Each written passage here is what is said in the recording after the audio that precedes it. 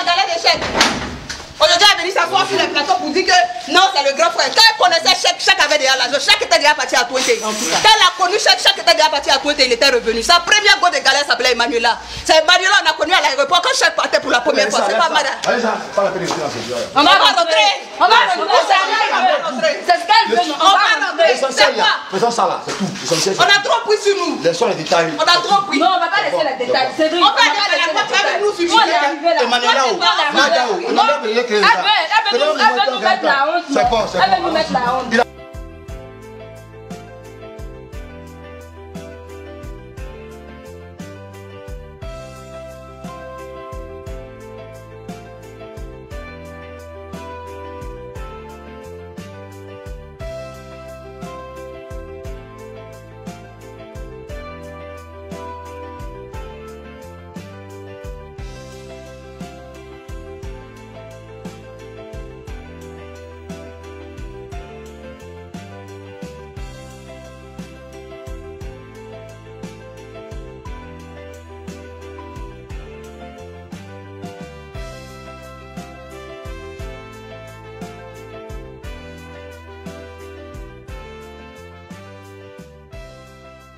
Donc, aujourd'hui matin, à 9h, 10h, on tape à la porte. Donc, il y a mon fils là qui vient ouvrir la porte, pensant que c'est son oncle qui venait. Et c'est comme ça, l'huissier rentre avec des gens, comme quoi il est venu avec des papiers pour l'expulsion. Et c'est comme ça que les jeunes avec qui il est venu ont fait sortir les affaires. Des vagabonds. Des vagabonds, je ne sais pas. Parce qu'ils ne sont pas des corps habillés. Donc après, ils envoient les ferronniers pour venir changer carrément les serrures de la maison. Donc ils nous demandent de sortir. Donc nous, on dit on ne peut pas sortir tant que notre avocat n'est pas là. Donc raison pour laquelle nous sommes encore dans la maison. Donc ils nous ont fait venir un vigile avec une dame que voici là-bas. Ils nous empêchent même de toucher, parce que moi je ne me sens pas bien déjà, je vais prendre mes médicaments. Ils nous empêchent de toucher même les affaires. Ah d'accord. Ils nous empêchent même de toucher les affaires. Donc j'ai mes médicaments à prendre, mais je ne peux pas parce qu'ils m'empêchent.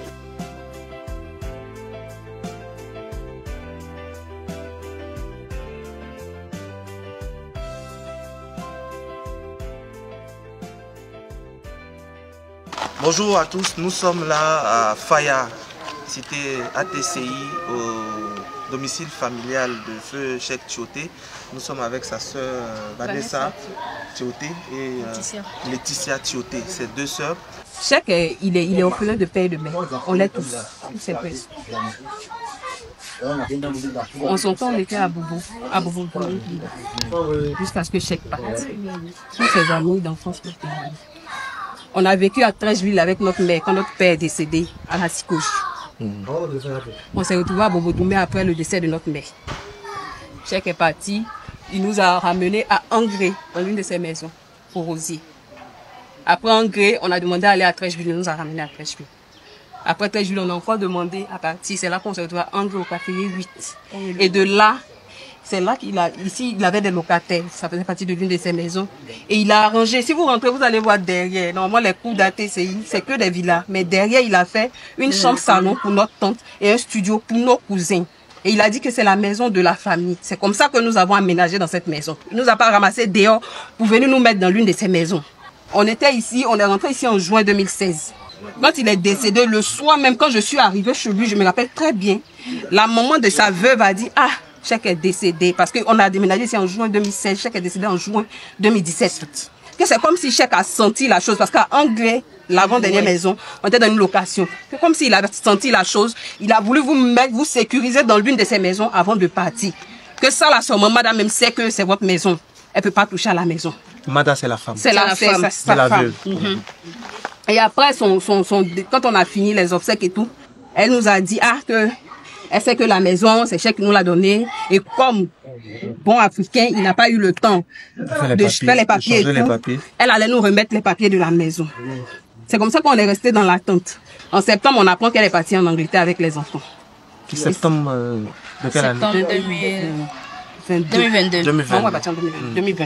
En février 2023, elle appelle février 2023.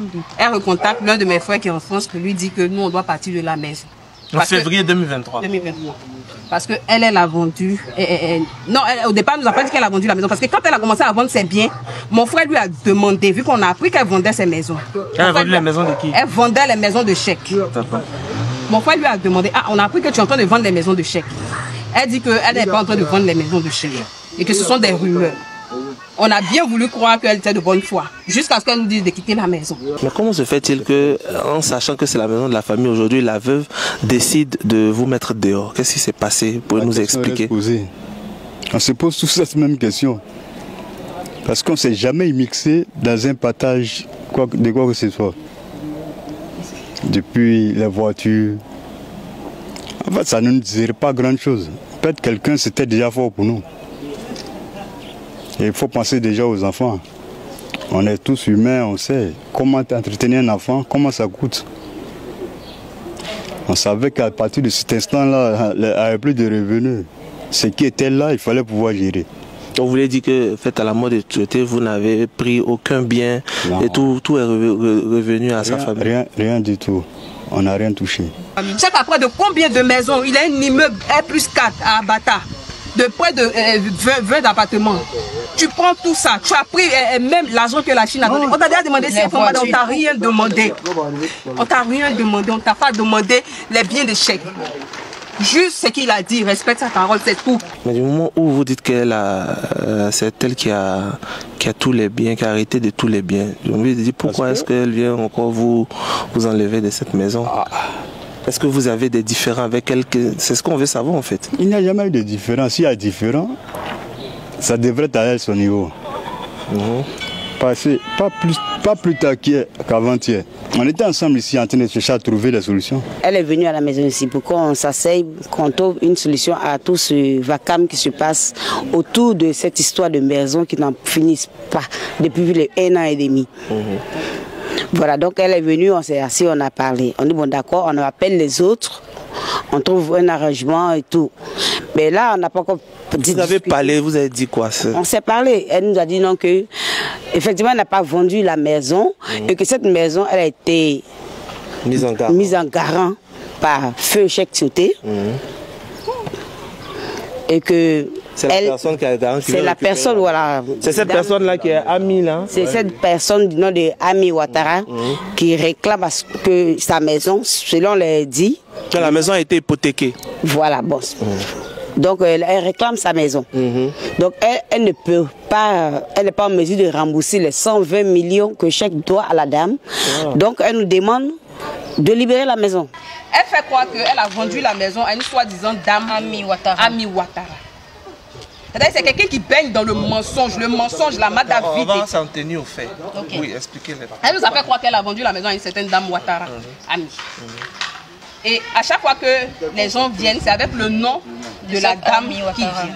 Cette Ami Ouattara, on ne l'a jamais vue. Quand tu as acheté une maison, tu ne vas pas venir voir la maison. Elle n'a jamais venu visiter. Et tout à l'heure même, il y a ma belle qui me dit non, il y a un monsieur qui se présente encore pour dire c'est lui qui a acheté la maison.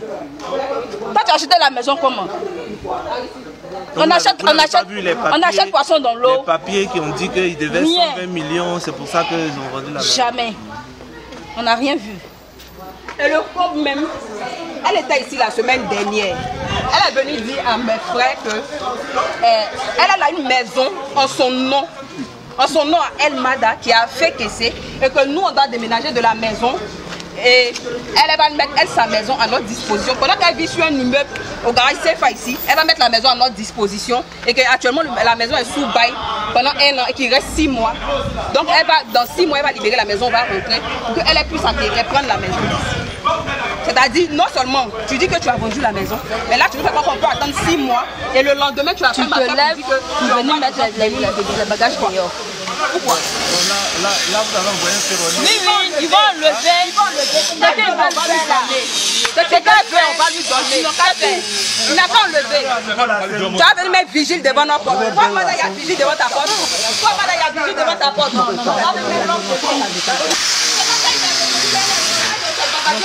puis j'avais la mariée. Elle a vu dans la galette de chef. On a trop pris sur nous. Laissons les détails. On a trop pris. Non, on va pas laisser les détails. C'est vrai. On va dire que tu avec nous sur Emmanuel Lao. C'est bon, c'est bon. Elle va nous mettre la honte. Il a, ça finit, on a fini. Voilà. Les gars, arrêtez de poser. Comme c'est vous d'opposer à la justice. Pas la justice. On se pose pas à la justice. Ils ne sont pas normales.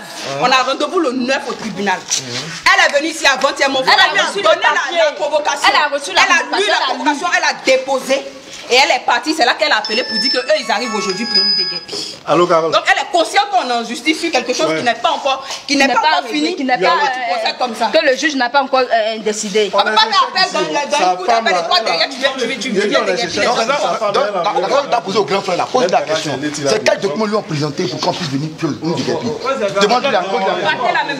Quand ils sont venus changer les signes. Voilà, quel document il a vu pour qu'on nous Elle Vous allez savoir, quel juge il a vu. C'est quel rapport? Donc c'est un non-lieu. Il n'y a pas une décision.